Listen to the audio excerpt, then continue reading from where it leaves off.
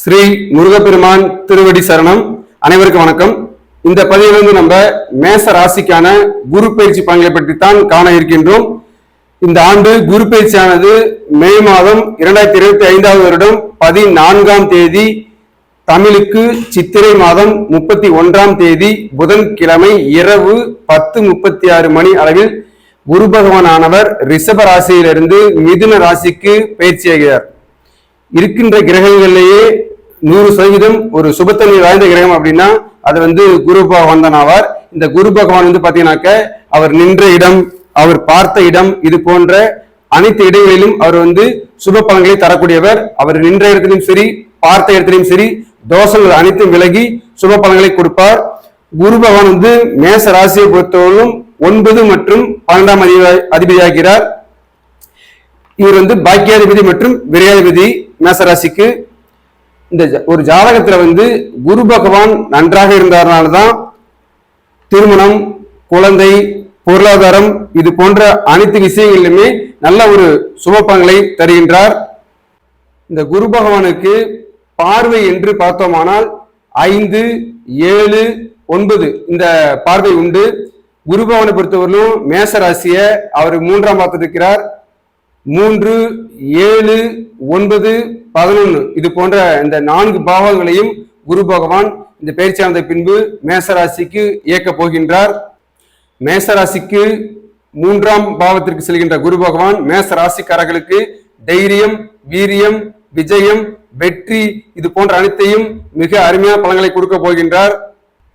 மேசராசிக்கு புதன் வீட்டில் இருக்கின்ற இந்த குரு பகவான் அவர் அறிவாளித்தனமான முயற்சிகளை செய்து ஆக்கப்பூர்வமான வெற்றிகளை அடைய செய்வார். இந்த 3ஆம் வீட்டில் இருக்கின்ற குரு பகவானால் என்ன மாதிரியான நல்ல பலன் நடைபெற வேண்டும் என்று பார்த்தோமானால், கம்யூனிகேஷன், அதாவது நம்முடைய தொலைத்தொடர்பு மூலியமாக அதிகப்படியான நல்ல பலன்கள் கிடைக்கும். புதிதாக செல்போன்கள் வாங்குவது, கைக்கு மோதிரம், பிரேஸ்லெட் இது மாதிரி பொருட்களை வாங்கி மகிழ்கின்ற ஒரு அமைப்பு உருவாக போகிறது. இவ்வளவு நாளா நீங்க பரீட்சை எழுதிட்டு இருக்கிறீங்க, அதை பாஸ் பண்ண முடியல அப்படின்னு கஷ்டப்படுறவங்க இந்த காலகட்டங்களில் நீங்க பரீட்சை எழுதினா அதன் மூலியமாக கண்டிப்பா உங்களுக்கு அது வெற்றி அடைந்து மிகப்பெரிய நல்ல பலன்களை அடைவீர்கள்.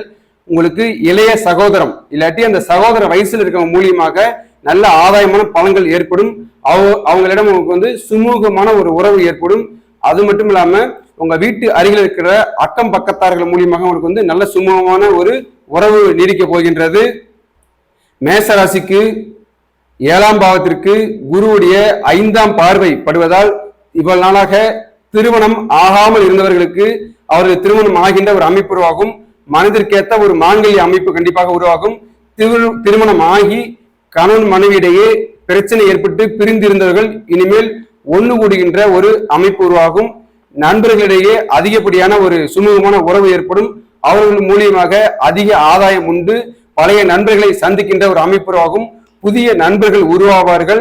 அதே போல உங்களுடைய தொழிலில் இருந்த கூட்டாளி மூலியமாக ஏற்பட்ட நன்மையானது அதிகரிக்கக்கூடிய வாய்ப்பு உருவாக போகிறது.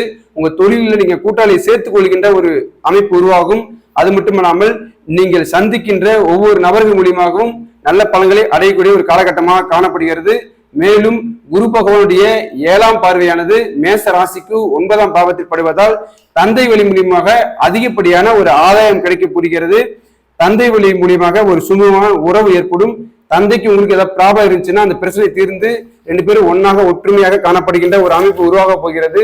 மேலும் குரு பகவானுடைய 9ஆம் பார்வையானது மேச ராசிக்கு 11ஆம் பாவத்தில் விழுவதால் உங்களுக்கு அது லாபஸ்தானம். எனவே உங்களுக்கு லாபம், மகிழ்ச்சி, உற்சாகம் இதெல்லாம் பல மடங்கு பெருக போகிறது. உங்களுக்கு சுப விரய செலவு ஏற்படுகின்ற காலகட்டம். அந்த சுப விரய செலவினால் நீங்கள் மகிழ்ச்சி அடையக்கூடிய ஒரு அமைப்பு உருவாகும். இந்த குரு பயிற்சியானது மேசராசிக்கு அதிகப்படியான நல்ல பலன்களை கொடுக்க போகிறது. குரு பகவான் 3, 7, 9, 11 இந்த 4 பாவங்களை இயக்குவதன் மூலியமாக அவை அனைத்து பாவங்களிலிருந்தும் மிக நல்ல அற்புதமான பலன்களை கொடுக்க போகின்றார். சகோதர சகோதரி இது மாதிரி அண்ணன் தம்பி எந்த முறையா இருந்தாலும் சரி உங்களுக்கு அதிகப்படியான ஆதாயமான பலன்கள் அவர் மூலியமா உண்டு.